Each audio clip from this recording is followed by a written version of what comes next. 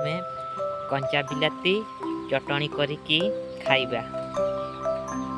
କନ୍ଦୁ ବିଲାତି ଆଉ ଏଗୁଡ଼ା ହେଉଛି ଜଙ୍ଗଲ ଧନିଆ, ପିଆଜ, ଲୁଣ, ଶୁଖିଲା ଲଙ୍କା, ପାଚିଲା ଲଙ୍କା, କଞ୍ଚା ଲଙ୍କା, ରସୁଣ ଏତିକି ଦେବା।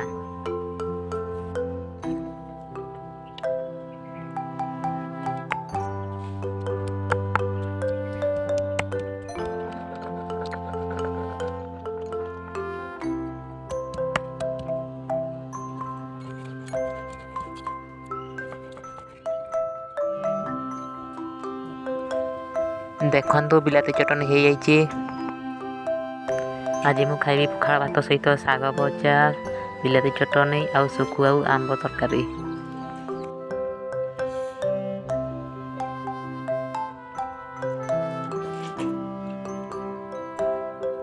ବଢ଼ିଆ ଲାଗୁଛି।